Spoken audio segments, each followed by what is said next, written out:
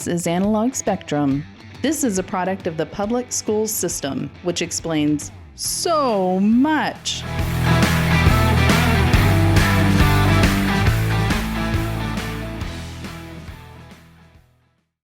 All right, this is Analog Spectrum, and we have a very special guest with us today. He actually was on an episode, probably a while ago, maybe one of the back, early ones. Yeah, something like that. Where and this is Andrew, Drew, Doug's son is joining us and he's going to be on for a few podcasts. So I'm very excited about this. I got real quick, man. I got to ask, I know when Doug tries to grow a mustache, he gets kind of like a Mexican Fu Manchu. That's all he gets. Yeah, and look at this.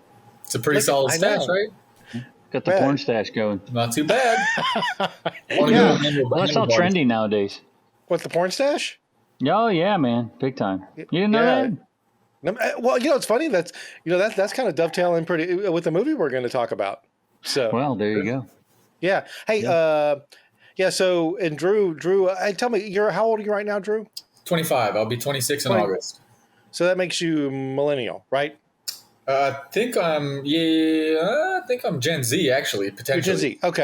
Okay. Well, you're part of the cool people that put generation in front of their generation. That's good. Okay. Right. I think I've been there by 1 year, so. Yeah. Well, millennials, right? They're stupid. All right. Yeah. All right. So anyway. So what we're going to be talking about here is the movie Nice Guys. Okay. The movie Nice Guys was actually released in 2016, starring Ryan Gosling, and we also had Russell Crowe in there, starring Ryan Gosling played Holland March, and Russell Crowe played Jack Healy. 1977, Ryan Gosling is a detective. Russell Crowe is a leg breaker for leg breaker for hire, I guess, and they're kind of investigating the death of a porn star, or as Ryan Gosling says in the movie, porn young woman. So it's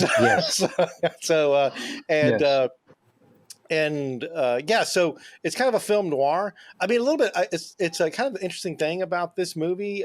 Who was the guy who I'm trying to figure? The individual that directed this was. I need to find out real quick. Shane Black. An interesting thing about Shane Black. Everybody knows the movie Predator, right? Everybody's familiar with the movie Predator, right? Mm-hmm. You know the scene where Jake the Body Ventura is standing there, and the guy walks up and goes, "Hey man, you're bleeding," and he goes, "I ain't got time to bleed," and then the guy fires the grenade launcher, and he goes, "You got time to duck?" That guy was Shane Black. That's Shane Black, same guy who did this movie. Yeah, and so he's also done a few other flicks. He actually was responsible for that most recent Predator, not Prey, but the one that came previous, that piece of Dredge that was kind of a reimagining. But he did this movie. So anyway, open it up. We'll start with Drew. What did you think of this movie?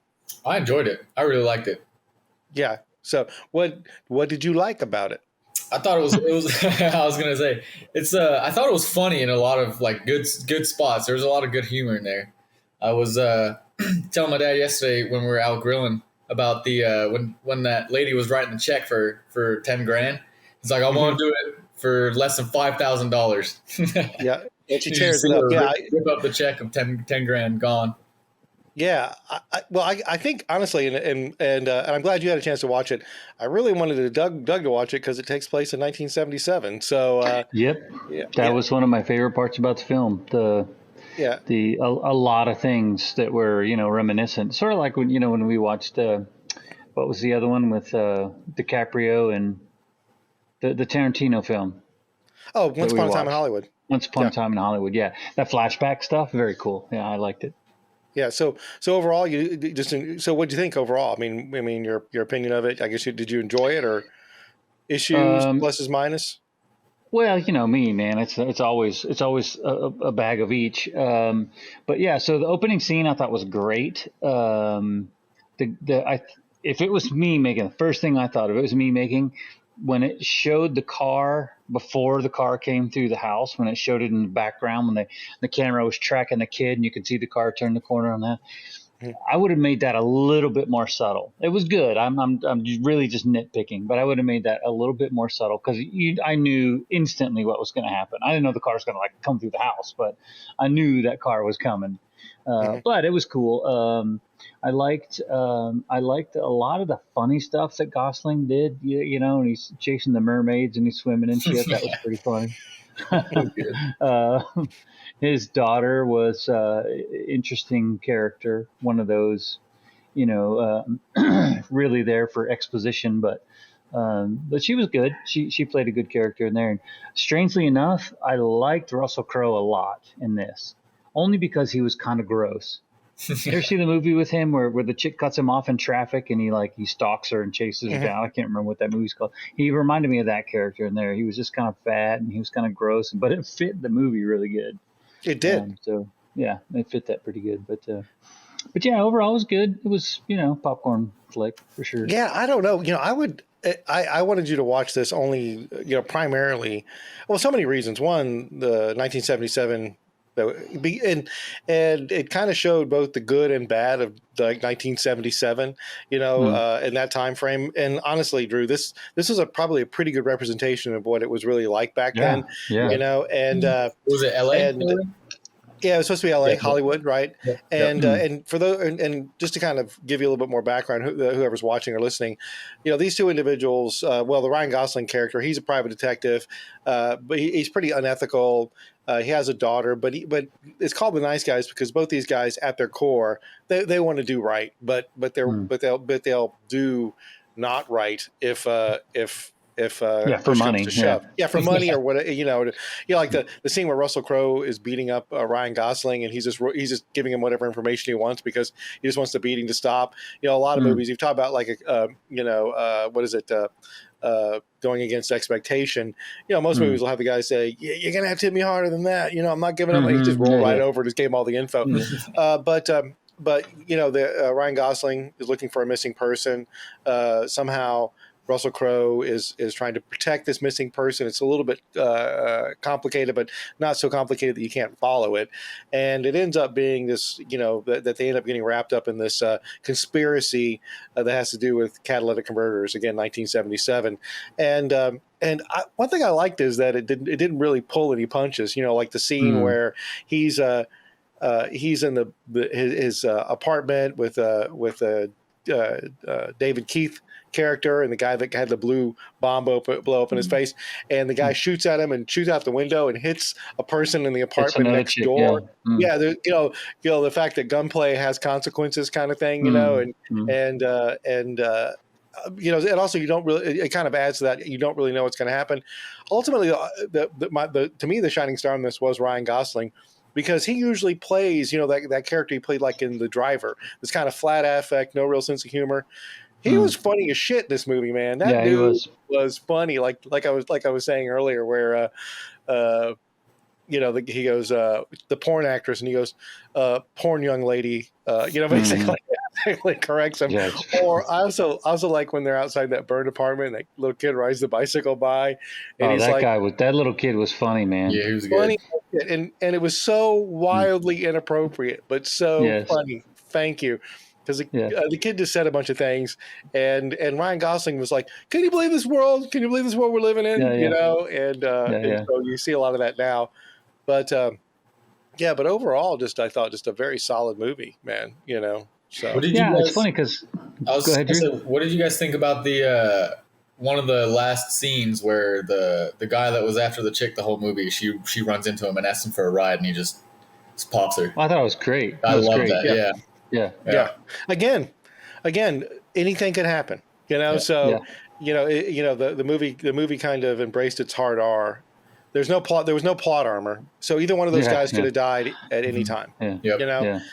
And I liked when Russell Crowe choked that dude out as well, the blue guy, you know, and then blue face. And then he totally lied to that little girl that, you know, he didn't make it. He just died. But, yeah, that was good because it's, you know, again, character wise, it showed you that he was legit. He was willing to go all the way, you know. I loved it when he broke freaking, you know, the detective's arm. Gosling's arm, yeah. Yeah, okay, deep breath. Take a deep breath. When you go to the emergency room, tell them you have a spiral fracture of the radius. No. Yeah, I screamed like a bitch. That was amazing. Yeah. So, but overall, yeah. I mean, I don't know. I got to say honestly, I don't know if I have any real criticism of the movie. I mean, like you said, I can kind of nitpick, but kind of getting back around to it, like when they went to the rollers, no, they went bowling, and bowling, and that was very reminiscent of things you did in the 70s. You go Yeah, bowling. the thing, this is a personal reaction, but the thing that I got out of that was like how difficult it is to deal with a group of very young, like preteen girls, because I coach hockey for so long, and I dealt with those kids a lot. And dude, that was spot on. The chick flinging the bowling ball behind her and stuff, all squeal and shit. That is spot on for I also love I love like where he yells like, "Jesus Christ, shut up!" And she says, "You took the Lord's name in vain." And he goes, "No, I didn't. I found it to be very useful." It was very useful. Yeah, I enjoyed it. Talks about all his daughter's friends. Yeah. Oh yeah. So, and also like at the end where his daughter's friend gets like thrown through a window again.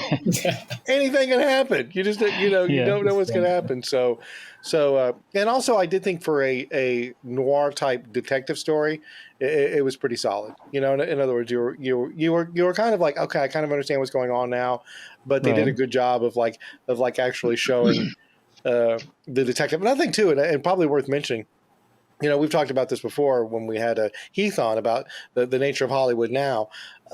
These individuals were nuanced, right? I mean, the what is it, the Ryan Gosling character Holland? He's kind of an idiot, but he's pretty good at his job. You know what I mean? Yeah, he's smart. Yeah, he's clever.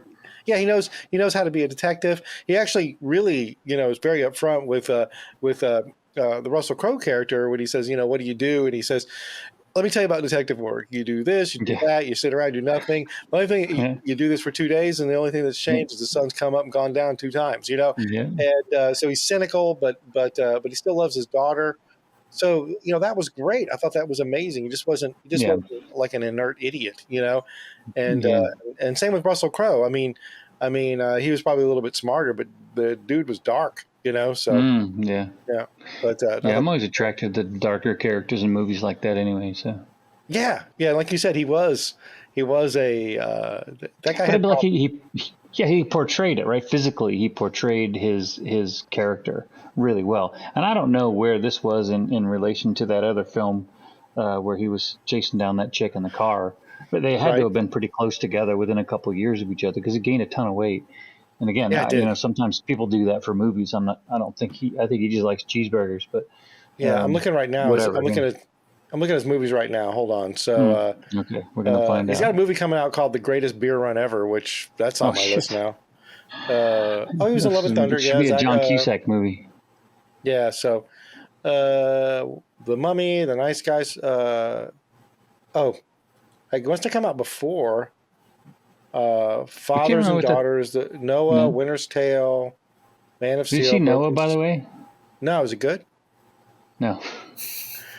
I actually saw it. Okay, that's the next movie. Oh no, no! There was actually. It's better than MASH. Okay, it's better than MASH. Oh my God, here we go. But I will tell you, it's funny you should mention Noah. You mentioned Noah. That I honestly had I was watching something that just had.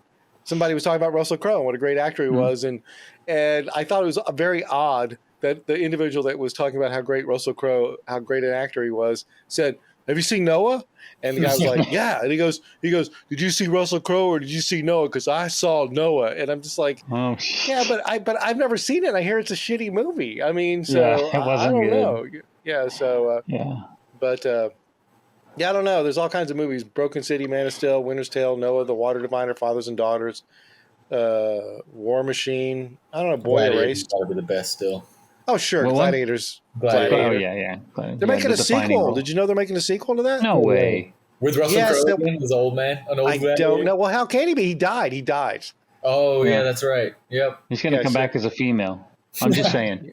I'd watch that just all day long. Throwing it out there. Yeah, just throwing it out there. But no, I don't know. But but Maximus Aurelius. I don't know, I am like your Russell daughter. Crowe. Maxine Aurelius.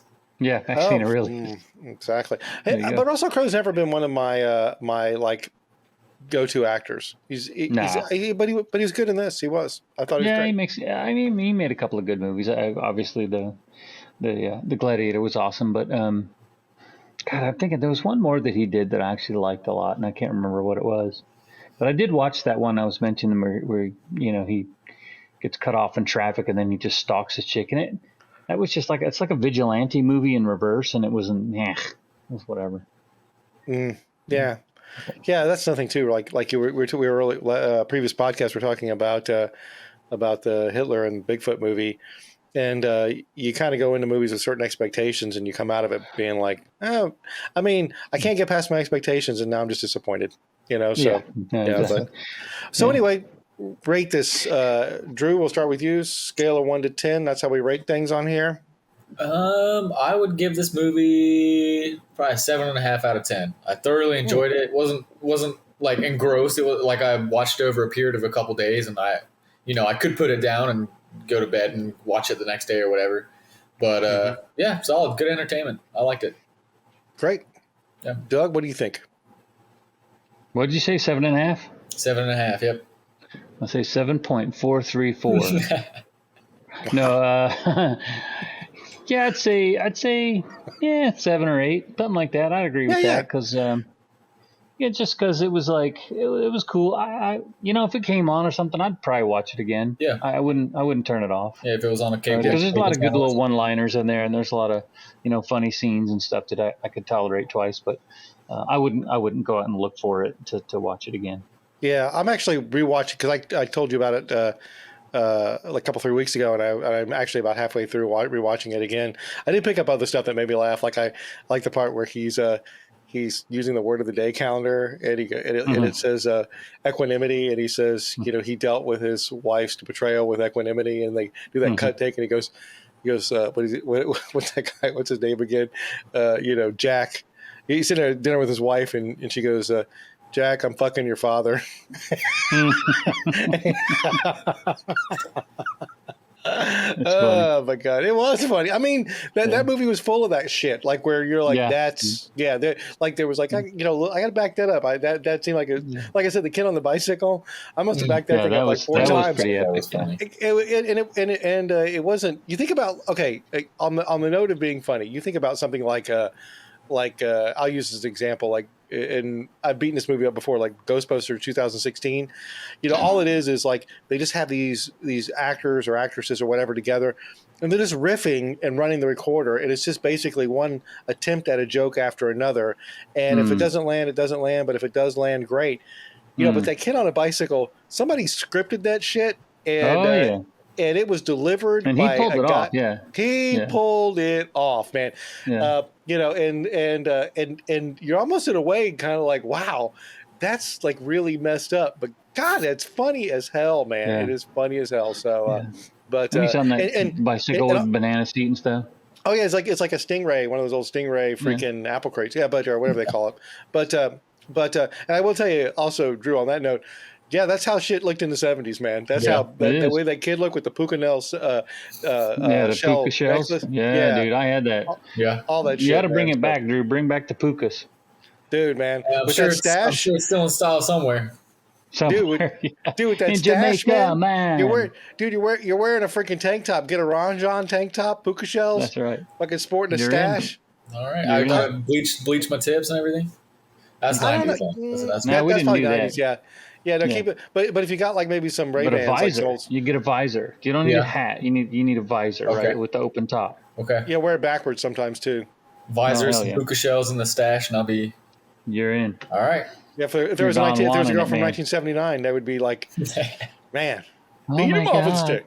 So, all right.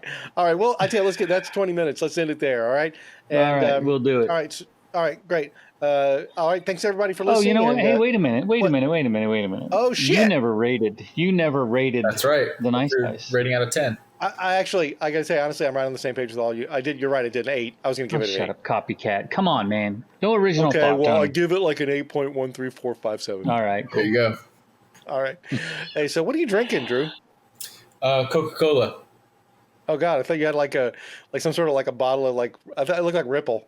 So like Ripple, like fortified wine. I was the like, Mad man, Dog 2020. freaking kids these days. All right, Yeah, right. all right, everybody, we're done here. You have a great night.